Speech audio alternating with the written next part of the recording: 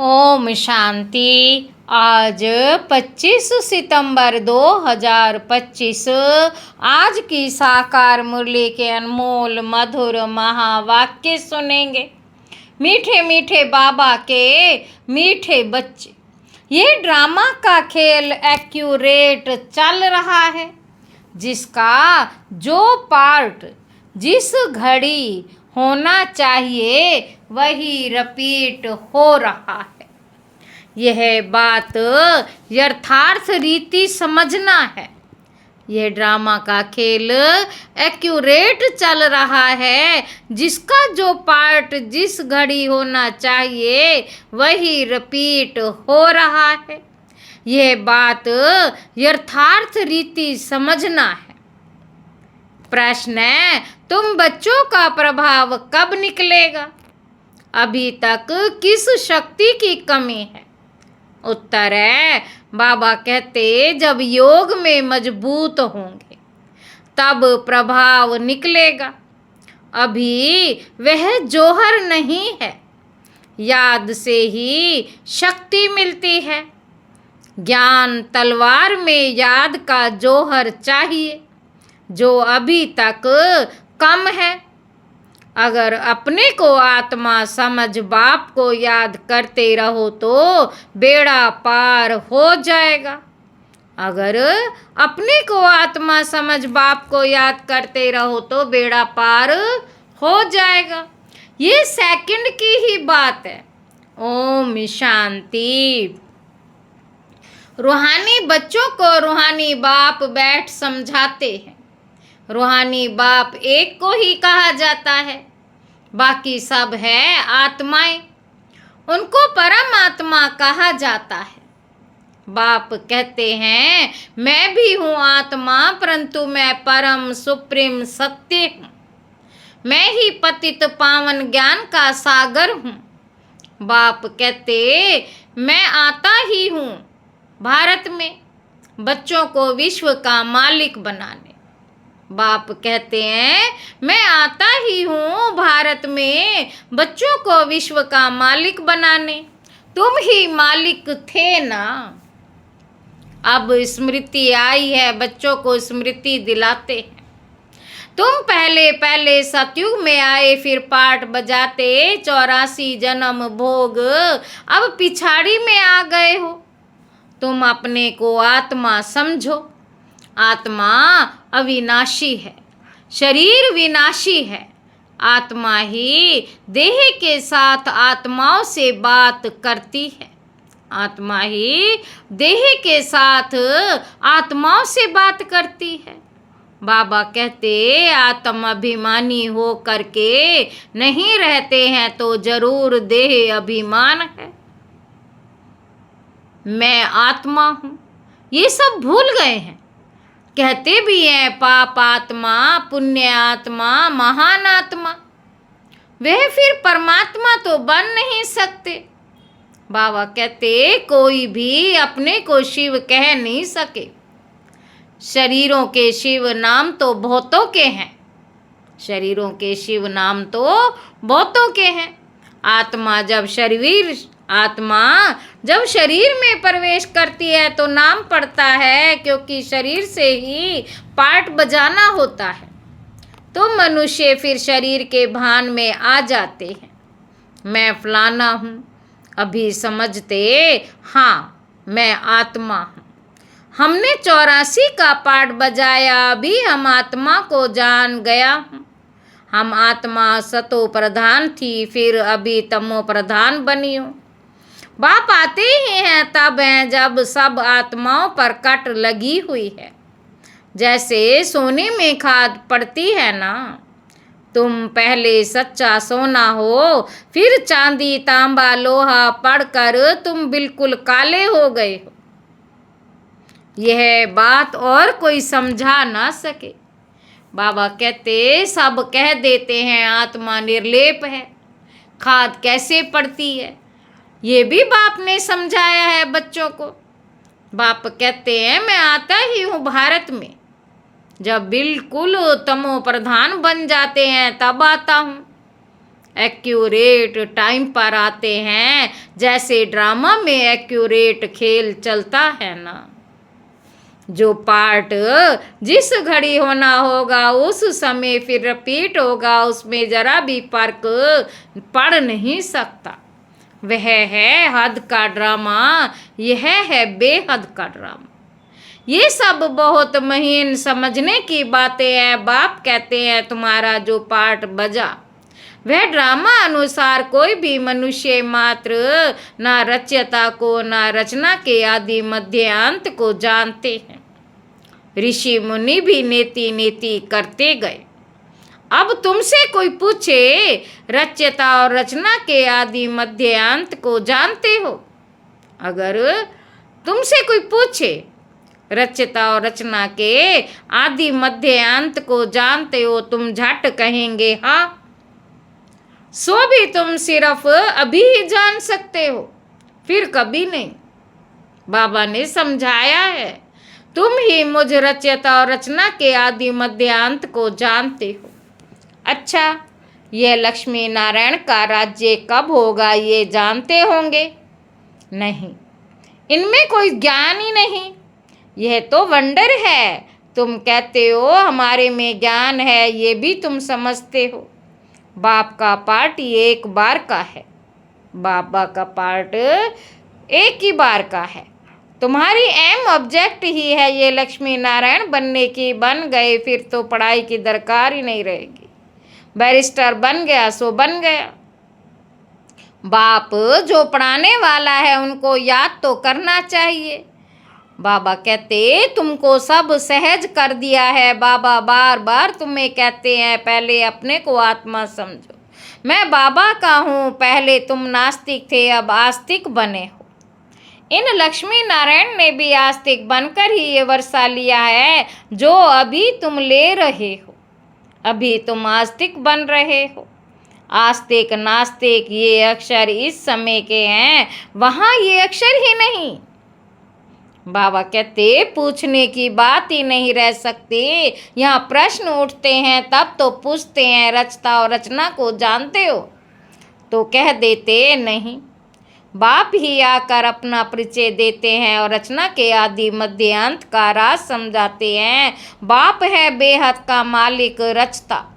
बच्चों को समझाया गया है और धर्म स्थापक भी यहाँ जरूर आते। तुमको साक्षात्कार कराया था, इब्राहिम क्राइस्ट आदि कैसे आते? वह तो पिछाड़ी में जब बहुत आवाज निकलेगा तब आएंगे। बाप कहते हैं बच्चे देह सहित देह के सब धर्मों को त्याग मुझे याद करो। अभी तुम सन्मुख बैठे हो, अपने को देह नहीं समझना है। मैं आत्मा हूँ, अपने को आत्मा समझ बाप को याद करते रहो तो बेड़ा पार हो जाएगा। सेकंड की बात है, मुक्ति में जाने के लिए ही भक्ति आधा कल्प करते हैं, लेकिन कोई भी आत्मा वापस जा नहीं सकती। बाबा कहते 5000 वर्ष पहले भी बाप ने ये समझाया था, अभी भी समझाते हैं। श्री कृष्ण ये बातें समझा नहीं सकता।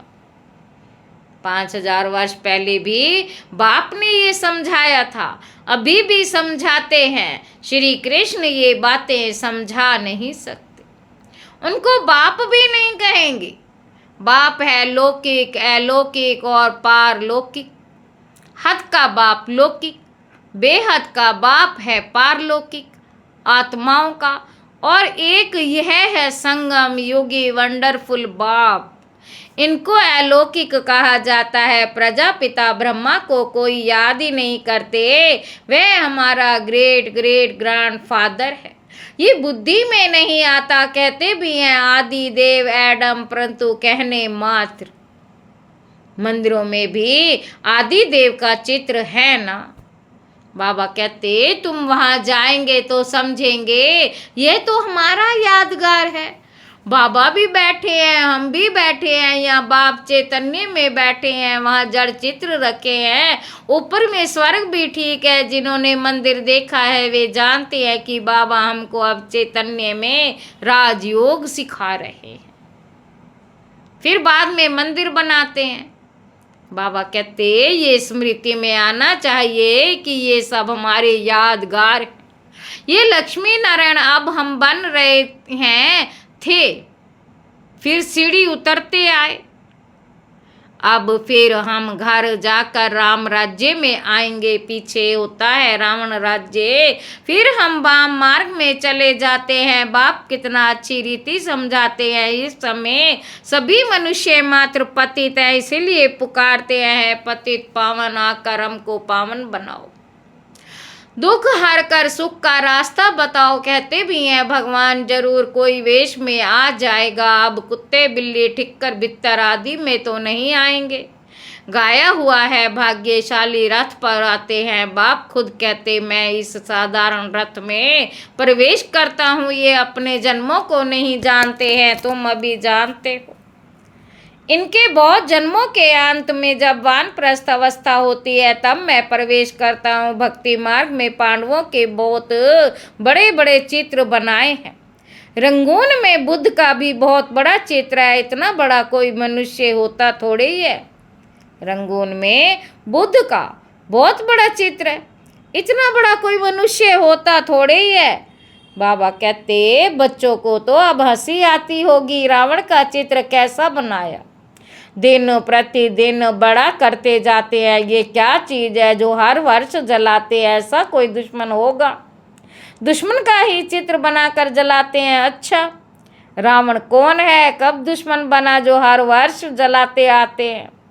बाबा कहते इस दुश्मन को किसी को पता नहीं, इस दुश्मन का किसी को भी पता ही नहीं है, उनका अर्थ कोई बिल्कुल नहीं जानते। बाप समझाते हैं वह है ही रावण संप्रदाय, तुम हो राम संप्रदाय। अब बाप कहते गृहस्थ व्यवहार में रहते कमल फूल समान बनो, मुझे याद करते रहो। कहते हैं बाबा हंस और बगुले इकट्ठे कैसे रह सकते हैं? खिटखिट होती है सो तो जरूर होगा, सहन करना पड़ेगा। इसमें बड़ी युक्तियां भी हैं। बाप को कहा जाता है रांझू रमजबाज, बाप को कहा जाता है रांझू रमजबाज।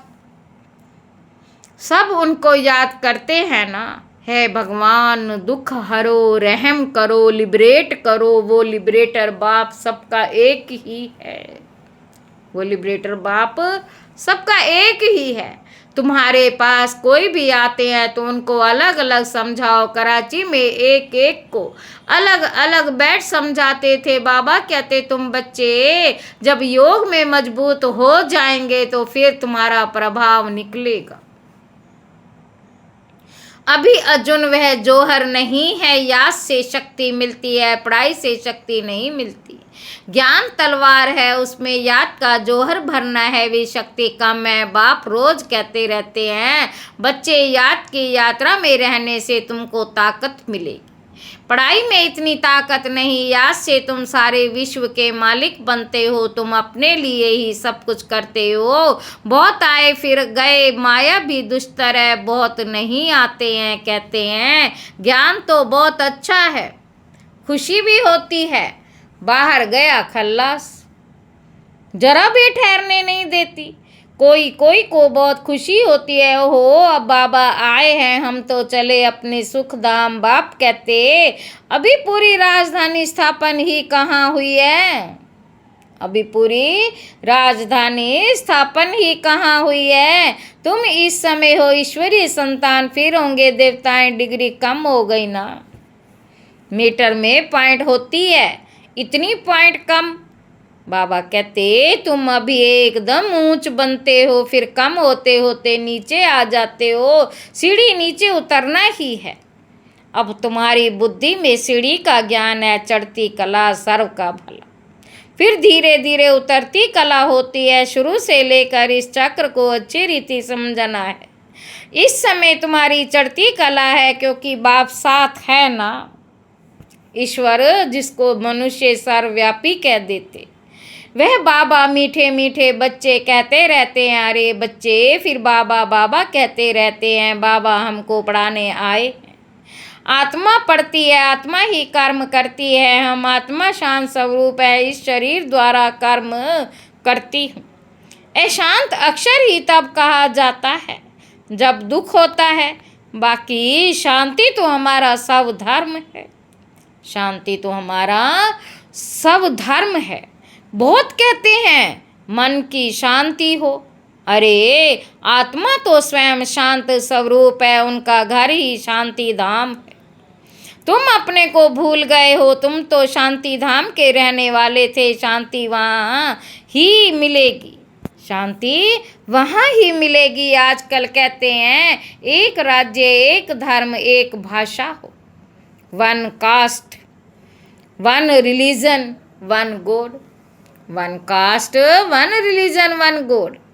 अब गवर्नमेंट लिखती भी है वन गॉड है, फिर सर्वव्यापी क्यों कहते हैं? वन गॉड तो कोई मानता ही नहीं, तो अब तुमको फिर ये लिखना है, लक्ष्मी नारायण का चित्र बनाते ऊपर में लिख दो। सतयुग में जब इनों का राज्य था तो one god one deity religion था, one god one deity religion था। परंतु मनुष्य कुछ समझते ही नहीं, अटेंशन नहीं देते। अटेंशन उनका जाएगा जो हमारे ब्राह्मण कुल का होगा, और कोई नहीं समझेंगे। इसीलिए बाबा कहते अलग अलग बिठाओ, फिर समझाओ, फार्म भराओ तो मालूम पड़ेगा। क्योंकि कोई किसी को मानने वाला नहीं होगा, कोई किसी को मानने वाला होगा, कोई किसी धर्म को मानेंगे, कोई किसी धर्म को मानेंगे। सबको इकट्ठा कैसे समझाएंगे? अपनी अपनी बात सुनाने लग पड़ेंगे। पहले पहले तो पूछना चाहिए कहाँ आए हो? बीके का नाम सुना है? कभी नाम सुना है? प्रजापिता ब्रह्मा क्या लगता है? कभी नाम सुना? तुम प्रजापिता ब्रह्मा की संतान नहीं हो। हम तो प्रैक्टिकल में हैं, हो तुम भी, परंतु समझते नहीं हो। समझाने की बड़ी युक्ति चाहिए। अच्छा, मीठे मीठे सीखी लदे बच्चों प्रति माता पिता बाप दादा का याद प्यार और गुड मॉर्निंग। रूहानी बाप की रूहानी बच्चों को नमस्ते, रूहानी बच्चों की रूहानी बाप दादा को याद प्यार और गुड मॉर्निंग। नमस्ते बाबा, नमस्ते। शुक्रिया बाबा, शुक्रिया। धारणा के लिए मुख्य सार पहला पॉइंट है, मंदिरों आदि को देखते सदा ये स्मृति रहे कि ये सब हमारे ही यादगार हैं। अब हम ऐसा लक्ष्मी नारायण बन रहे हैं। दूसरा पॉइंट है, गृहस्थ व्यवहार में रहते कमल फूल समान रहना है। हंस और बगुले साथ हैं तो बहुत युक्ति से चलना है, सहन भी करना है। वरदान है एकता और संतुष्टता के सर्टिफिकेट द्वारा सेवाओं में सदा सफलता मूर्त भव। सेवाओं में सफलता मूर्त बनने के लिए दो बातें ध्यान में रखनी हैं। एक, संस्कारों को मिलाने की यूनिटी, और दूसरा, स्वयं भी सदा संतुष्ट रहो तथा दूसरों को भी संतुष्ट करो। सदा एक दो में स्नेह की भावना से, श्रेष्ठता की भावना से संपर्क में आओ तो ये दोनों सर्टिफिकेट मिल जाएंगे। फिर आपकी प्रैक्टिकल जीवन बाप के सूरत का दर्पण बन जाएगी, और उस दर्पण में बाप जो है, जैसा है वैसा दिखाई देगा। स्लोगन है, आत्म स्थिति में स्थित होकर अनेक आत्माओं को जिए दान दो। आत्म स्थिति में स्थित होकर अनेक आत्माओं को जिए दान दो तो दुआएं मिलेगी अव्यक्त इशारे। अब लगन की अग्नि को प्रज्वलित कर योग को ज्वाला रूप बनाओ। जैसे अग्नि में कोई भी चीज डालो तो नाम रूप गुण सब बदल जाता है। ऐसे जब बाप की याद के लगन की अग्नि में पड़ते हो तो परिवर्तन हो जाते हैं। मनुष्य से ब्राह्मण बन जाते, फिर ब्राह्मण से फरिश्ता, फरिश्ता से देवता बन जाते। लगन की अग्नि से ऐसा परिवर्तन होता है जो अपनापन कुछ भी नहीं रहता। इसीलिए याद को ही ज्वाला रूप कहो। अच्छा, ओम शांति।